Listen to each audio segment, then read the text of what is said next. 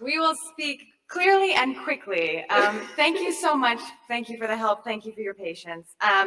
We're grateful to the organizers for everyone putting this on. I'm Perry Johnson, a postdoctoral fellow. As he mentioned, I'm here with my colleague and co-collaborator, Courtney Cox, and we are very excited to share with you today a presentation that's part of a larger project, a larger initiative, The Sound of Victory, which is a multi-platform project that explores the historic relationship between music, sound, and sport through a series of interdisciplinary research projects, multimedia productions, and public events. Currently, we are focused on developing one central project, a historical examination of the NFL Super Bowl halftime show. This includes the development of a book manuscript detailing a nuanced cultural history of this American spectacle and a slate of related public programs. Regarded as the world's biggest stage, the Super Bowl halftime show exists as a mega event that is both directly tied to and transcends the annual football championship. Since 1970, New Orleans has been the host to 10 Super Bowl championship games, second only to Miami as the most frequented site. As the birthplace of jazz and bounce music, New Orleans offers a rich and dynamic context for interrogating how meanings of America are mapped onto diverse bodies and places through performance.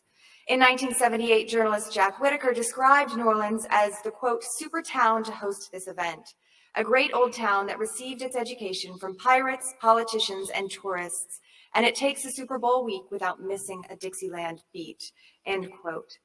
In mapping the cultural history of the NFL Super Bowl halftime show, we're exploring the spatial specificity of New Orleans as a site of sonic insistence, an insistence that we're interrogating as a socio-cultural topography activated through the musical and sonic performances of the halftime show. We view such performances as operating in service of a reconfiguration and representation of America as both nation state and myth. We argue that these shows operate as a key staging ground upon which New Orleans' diasporic flows and regional and cultural distinctions orchestrate and transcribe America's musical sporting histories, past and present, all in a roughly 12-minute show. With highly curated and thematic halftime shows that have included site-specific celebrations of Mardi Gras, jazz-centered performances in homage to Louis Armstrong, Duke Ellington, and the Blues Brothers, and poignant tributes to such key American political moments as the September 11th attacks, New Orleans' historical staging of the halftime show situates the city as the geographic and sonic embodiment of the multiplicities, contradictions, and diasporas that constitute and complicate America. With this section of our larger halftime show project, we're considering what does New Orleans sound like at the Super Bowl halftime show? What does America sound like as composed in and through New Orleans? And what might we learn about the particular sonic geolocalities of New Orleans through a close interrogation of the sights and sounds that have been carefully curated as performative centerpieces to the many halftime shows New Orleans has hosted over the years? To begin answering these questions, we turn to archival footage, historical media reportage, field observations, and interviews with key actors. Together, we seek to further explore issues of power, performance, and patriotism in New Orleans' America, a musical and sporting topography on which identity, citizenship, and belonging are continually challenged and reconfigured. In approaching the examination of this highly mediated entertainment spectacle through the intersection of space, place, and sound, our work is informed in part by scholars whose work is rooted in sonic geographies and acoustic ecologies. This includes, among others, seminal music educator, composer, and environmentalist R. Murray Schafer, and his notable theorization of the soundscape, what he articulates as any acoustic field of study, as well as sound artist and theorist Brandon LaBelle's thoughtful conceptualization of acoustic territories. These paradigms situate sonic interrogations within a framework of auditory knowledge that conceives the audible as a crucial entry point for interrogating the co-constitutive dynamics of sound, space, and place, and further problematizes historical and cultural relationships that inform and characterize particular territories. We are interested in what constitutes the soundscape and the acoustic territories of the halftime show, and in particular, how we might conceive of a soundscape or acoustic territory of the halftime show in New Orleans. Both Schafer's theorization of the soundscape and LaBelle's notion of acoustic territories interrogate the intimate relationship between sound and context. As LaBelle argues, quote, an entire history and culture can be found within a single sound. From its source to its destination, sound is generative of a diverse range of experiences, as well as remaining specifically tied to a given context as a deeper, expressive, and prolonged figure of culture, end quote. Furthermore, Labelle also asserts that, quote, in the movement of sound, the making of an exchange is enacted. A place is generated by the temporality of the auditory. This is our moment is also immediately this is our place. Auditory knowledge is a radical epistemological thrust that unfolds as a spatiotemporal event. Sound opens up a field of interaction to become a channel, a fluid, a flux of voice and urgency, or play and drama of mutuality and sharing, to ultimately carve out a microgeography of the moment, while always already disappearing as a distributive and sensitive propagation. Acoustic space thus brings forward a process of acoustic territorialization, in which the disintegration and reconfiguration of space becomes a political process. At the same time, Schaeffer attends to music as one specific manifestation of sound, within this theorization of the soundscape, clarifying that, quote, music is an indicator of the age, revealing for those who know how to read its symptomatic messages, a means of fixing social and even political events. Whether we hear sounds or music consciously or unconsciously, Shaver offers that hearing is a way of touching at a distance, and the intimacy of the first sense is fused with sociability whenever people gather together to hear something special, end quote. Throughout the performances we will maybe taken sonically together today, we can think of New Orleans as a soundscape, American football as a soundscape, and finally the stadium environment itself as a soundscape that fuses both of these and more together. Great. So before we head into Tulane Stadium, home of Super Bowl 4, 6, and 9, and listen to the acoustic territory of the NFL in New Orleans, I'm encouraged as we work through this project how journalists in the past have already anticipated this work. Norm Lockman wrote back in 1970 that for the sake of future generations, I hope somebody remembers to place films of the pregame and halftime activities of Super Sunday 1970 in the National Archives. The essence of Middle America may never be so neatly packaged again. That 1970 show titled Tribute to Mardi Gras takes the audience to the Street of Dreams, also known as Bourbon Street, with stops through Tennessee Williams, a streetcar named Desire, a second-line funeral procession, and a very ahistorical Battle of New Orleans. We are sonically guided by Southern University's marching band, trumpeters Al Hurt and Doc Severinsen, and jazz percussionist Lionel Hampton. Lyrically, this soundscape declares the city with songs such as Way Down Yonder in New Orleans, Do You Know What It Is, What It Means to Miss New Orleans, and of course, When the Saints Go Marching In. Amid the steamboats and festival floats, I'd like us to now listen in together to the somber then celebratory second line occurring in the middle of this halftime show.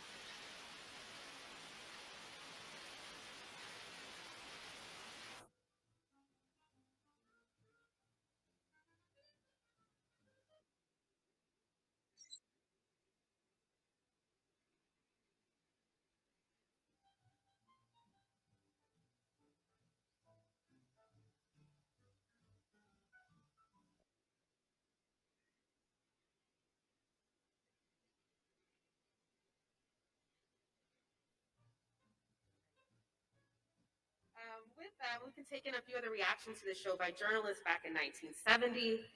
The New York Amsterdam News, the oldest Black newspaper in New York, featured a column by Howie Evans where he writes, quote, the halftime show was something out of Ringling Brothers, Barnum and Bailey. There was a mock battle between the North and South with cannons, fireworks, and the whole bit.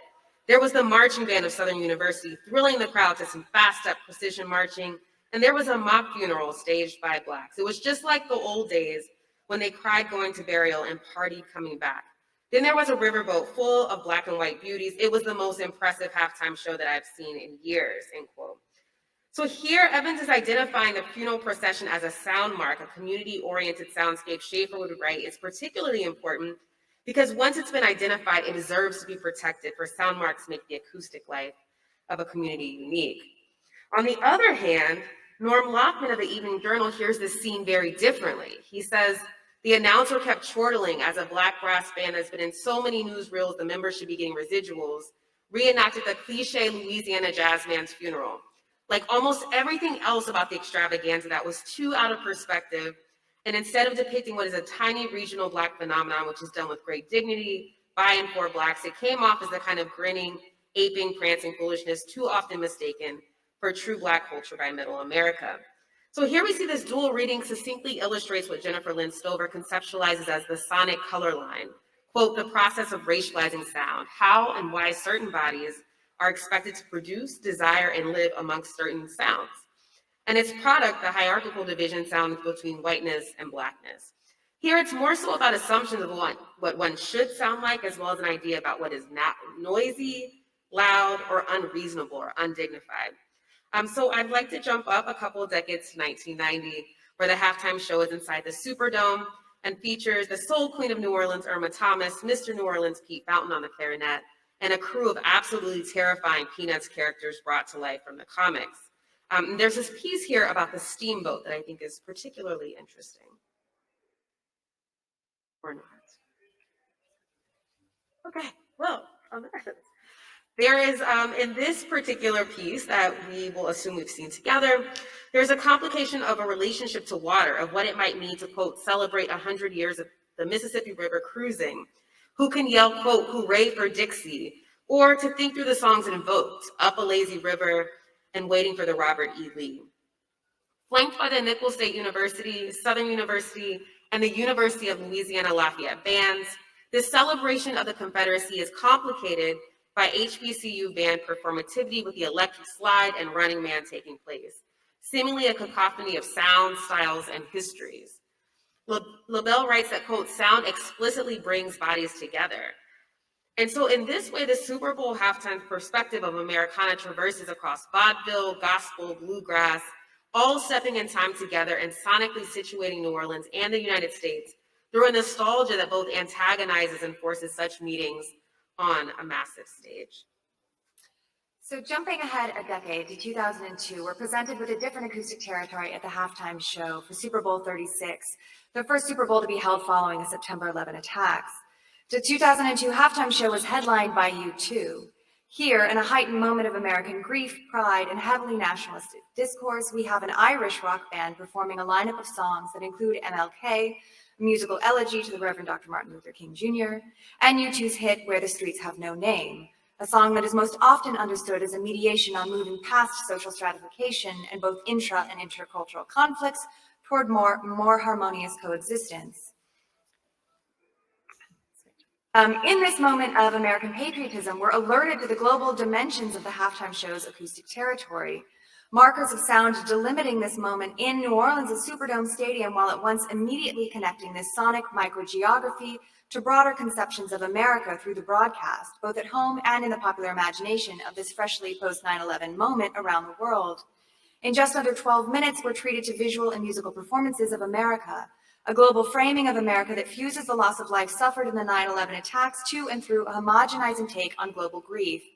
As one journalist reflected, Where the Streets Have No Name ends with the lyric, "It's all I can do." But at the Super Bowl, Bono changed it to "It's all we can do."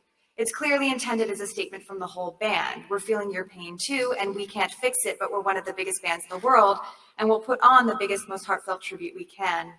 Sports scholar Michael Butterworth has written that sports have arguably provided the most visible rituals of remembrance in the years after the 9/11 attacks.